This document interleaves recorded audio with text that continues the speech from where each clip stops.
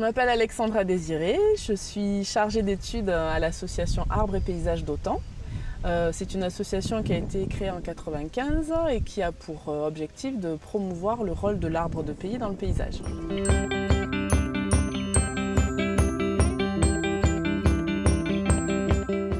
On a souhaité mettre en place ce sentier botanique après une balade qu'on a fait avec les enfants d'un centre spécialisé dans le handicap, le centre de l'Estrade AZI à Ramonville.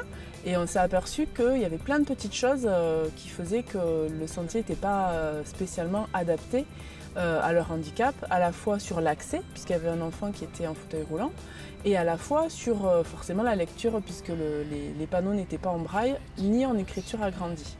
Et on s'est dit qu'il faut absolument qu'on trouve un endroit où on puisse réaliser un sentier réellement adapté.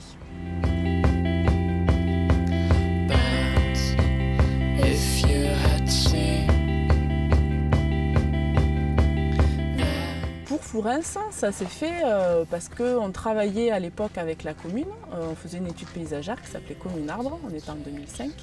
Et en se baladant autour du lac, puisque c'est quand même un site important de la commune, l'élu, Monsieur Fouchou, nous a parlé de leur idée de mettre en place des postes handi-pêche au bord du lac. Et du coup là on a dit banco, c'est sûr qu'ils vont dire oui.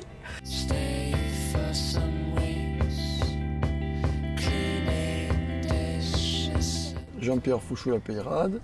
J'ai été maire adjoint chargé de l'environnement de 2001 à 2014. Et en travaillant avec Arbres et Paysages d'Autan, les associations, on s'est rendu compte qu'on n'avait pas besoin de faire un aménagement super blindé, avec une piste presque bétonnée, avec des bordures pour...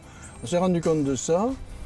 Et je crois que la commune a dépensé 5 000 € sur les 40 ou 50 000 de départ.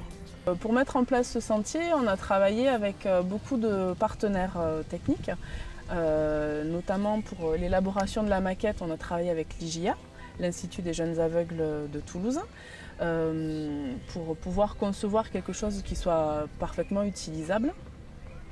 On a également travaillé avec l'UNADEV, qui nous ont aidés par rapport à l'accessibilité du chemin et également dans l'élaboration de l'audioguide, puisqu'ils sont équipés pour pouvoir faire des enregistrements audio. On a également travaillé en partenariat avec beaucoup d'enfants, avec les enfants du centre de l'Estrade, puisqu'ils nous ont aidés aussi sur des animations et sur le fait de tester les panneaux.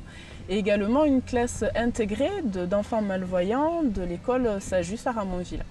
Pour élaborer ces panneaux, on a donc travaillé avec l'Institut des jeunes aveugles et la partie braille a été tapée à la main par une personne malvoyante de l'IJA.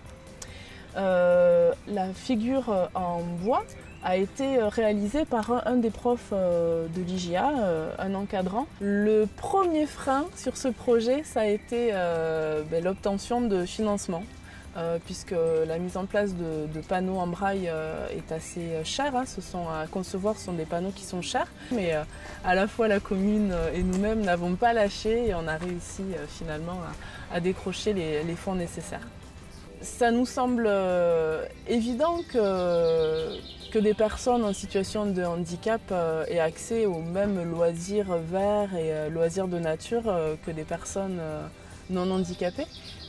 On s'est aperçu en creusant un petit peu que finalement ce type de sentier réellement accessible est rare et que ça nous paraît maintenant être une évidence de pouvoir recevoir des groupes ou même que ces personnes en situation de handicap puissent, comme tout le monde, sans aucun encadrement, venir se balader en toute sécurité en apprenant des choses sur la biodiversité.